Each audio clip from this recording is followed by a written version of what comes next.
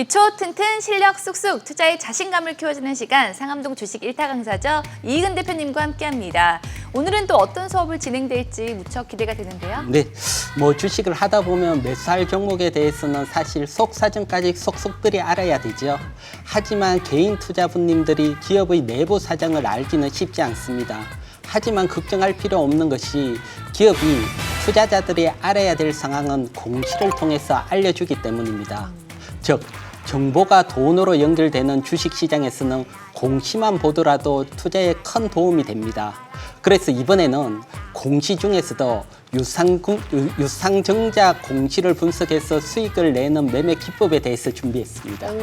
우리가 이 주식 투자를 하다 보면 낯설고 어려운 용어에 당황스러울 때가 많잖아요. 사실 유상증자도 기사나 공시를 통해서 심심찮게 접하게 되지만 뭐가 뭔지 또 헷갈릴 때가 많거든요. 네, 그러면 유상증자, 그중에 정자를 먼저 설명을 드리면 정자라는 것은 자본금을 늘리는 것입니다. 그래서 정자는 크게 무상증자, 유상증자 두 가지가 있는데요.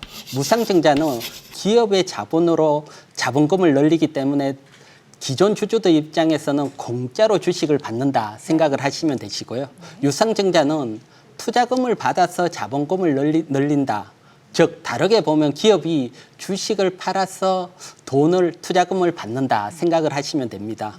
유상증자에서는 크게 세 가지가 있는데 누구나 참여할 수 있는 일반 배정, 그리고 특정인을 위해서 하는 제3자 배정, 그리고 기존 주주들만 참여하는 주주 배정이 있고요. 그래서 오늘 제가 하려는 기법은 주주 배정 유상증자에 대한 거다 먼저 설명을 드리고 여기서 퀴즈요?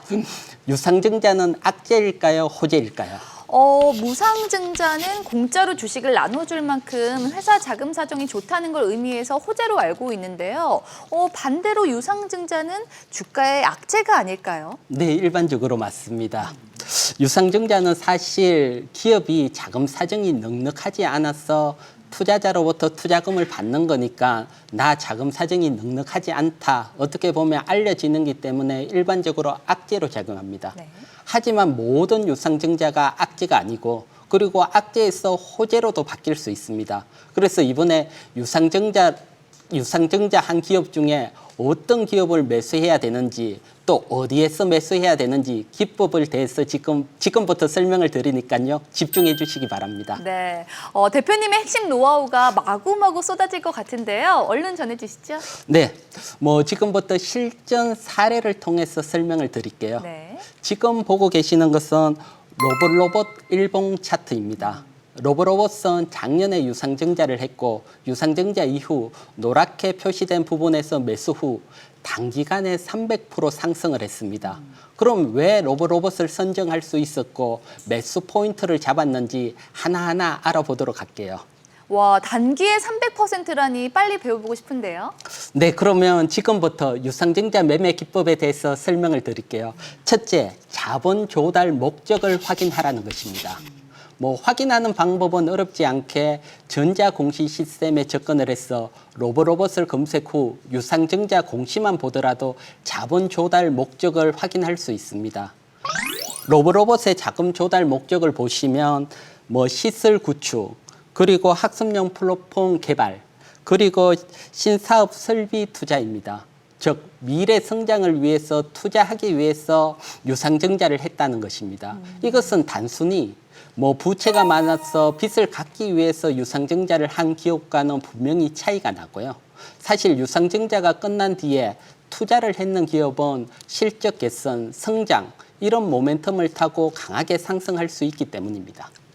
공시를 꼼꼼하게 체크해야 하는 이유가 다 있었네요. 계속해서 또 다른 포인트 전해주시죠. 예, 두 번째 포인트는 발행가를 확인하라는 것입니다. 로봇을 보시면 88억 주주 배정 유상증자를 했고 이때 발행가가 3,460원이었습니다.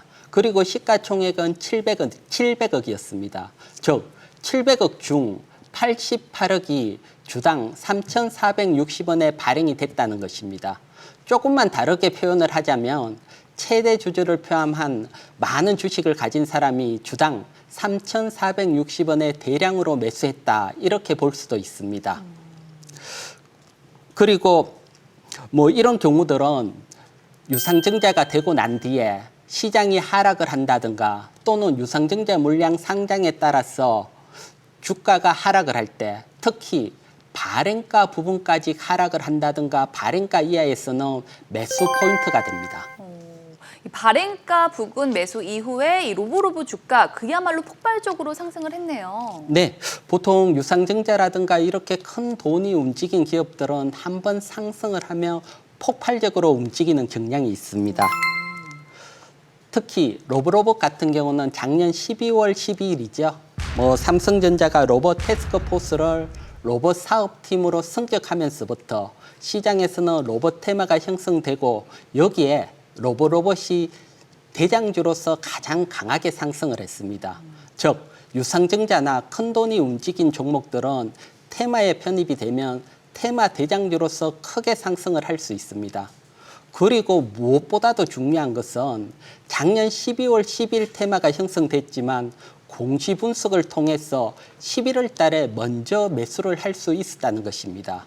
즉 공시 분석을 한다면 테마가 되기 전에 테마의 대장주를 먼저 매수할 수 있는 겁니다.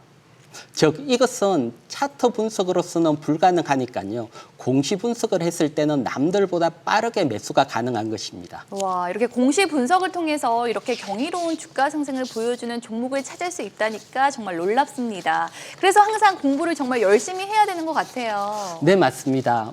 공시 분석은 이런 유상증자 분석뿐만 아니고 다양하게 돈들이 움직이는 분석들이 많으니까요. 투자자님이라면 반드시 공시 분석에 대해서 공부를 하셔야 됩니다. 네, 지금까지 이익은 대표님과 이 공시 분석을 통한 유상증자 매매 기법에 대해서 배워봤는데요. 나는 아직 배고프다. 주식 공부에 허기진 분들을 위해서 주식 정보를 쉽고 간편하게 만나볼 수 있는 특별한 방법이 있습니다. 참여 방법 알려드려야겠죠? 네, 카카오톡 채널에서 5스타 검색 후 친구 추가하시면 다양한 정보를 간편하게 만나볼 수 있습니다. 네, 많은 참여 바라고요. 알면 알수록 재밌어지는 주식 투자 상암동 주식 1타 강사쌤들의 수업은 다음에도 계속됩니다. 안녕.